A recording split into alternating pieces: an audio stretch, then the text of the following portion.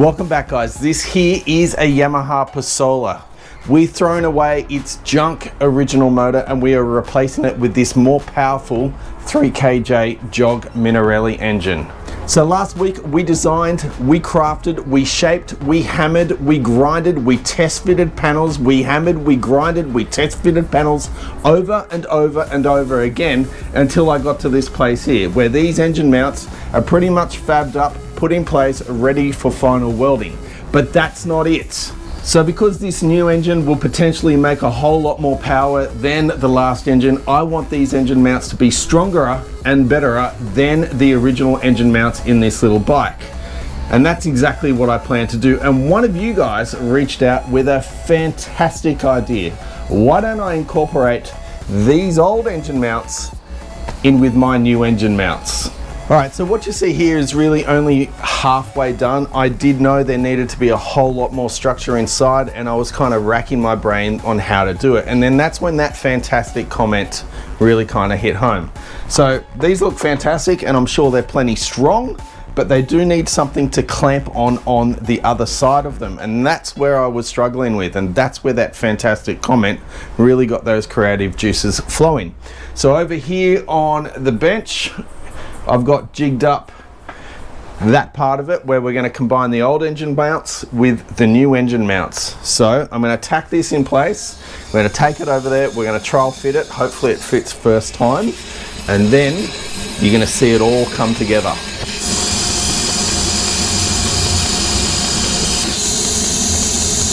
The plan is to place the carburetor in this open space pointing forward using the 360-degree intake. The idea is I'll squeeze an air filter in there which will sit between the original frame and underneath the panel below the seat. Okay, so it's all bolted in place. I'm going to show you how it all works. This guy here is the engine mount in the frame from Yamaha. Now this is on both sides and the hanger is meant to go in there and it gets bolted and clamped in place. So I've created this arm here.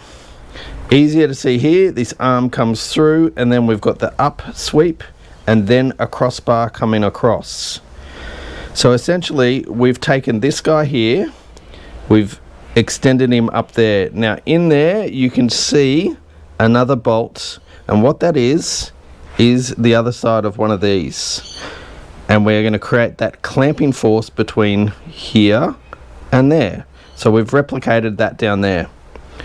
So as that gets clamped in place, this up sweep and the crossbar over here, you see the engine mount, the little spring, the crossbar becomes the perch for the spring. So as the engine articulates, the little spring hits the crossbar and then the rear suspension takes over. Now of course this gets welded to this and you can see it in there. And if I show you from this side, you can pretty well see how it all works.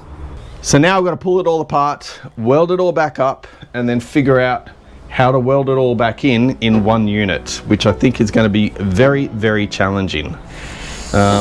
Anyway, let's get to it.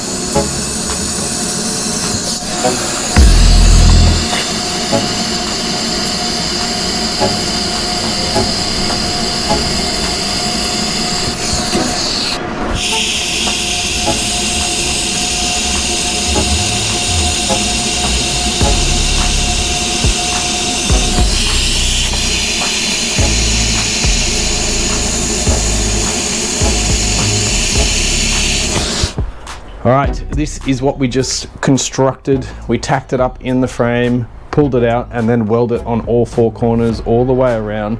And the result is it's extremely strong. This is the part that joins the old part of the mounts to the new part of the mounts.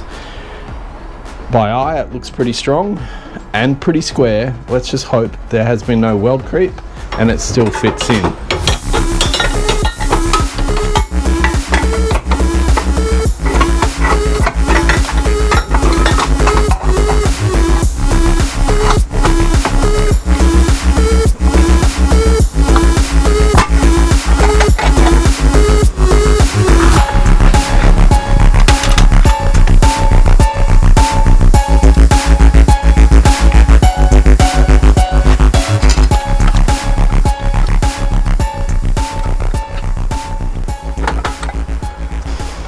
right, check it out. It is in, everything bolted into place as it should. There was no weld creep, there was nothing that meant I had to do it again.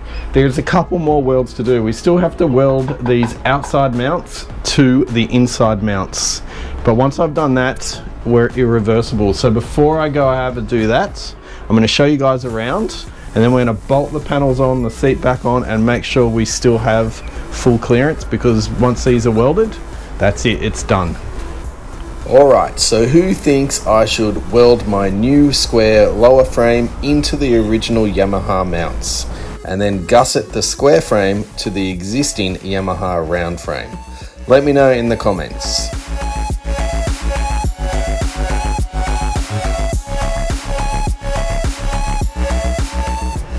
It's in, panels line up, everything is looking Mickey Mouse.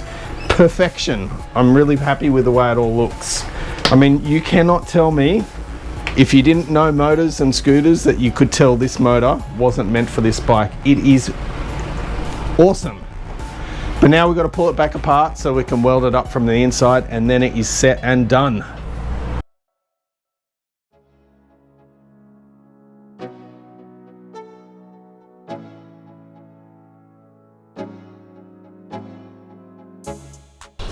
Alright guys, so everything's pulled apart, it all looks pretty damn good. From here I've just got to weld it all in full and final. Now I'm very new to TIG welding, I've been practicing it for a week and a half solid to get to this point, and I'm happy welding on flat sheets, two things together, that kind of thing. But that there is a very complex weld. We've got two thicknesses of metal, it's horizontal, it's downhill, there's a lot going against me, and I'm going to take the pressure off and do that one off camera. I'm actually going to take the bike out, take the engine off, and lie it flat on the table and get myself comfortable to give myself the best chance of getting a really good weld in there, something that I'm proud of.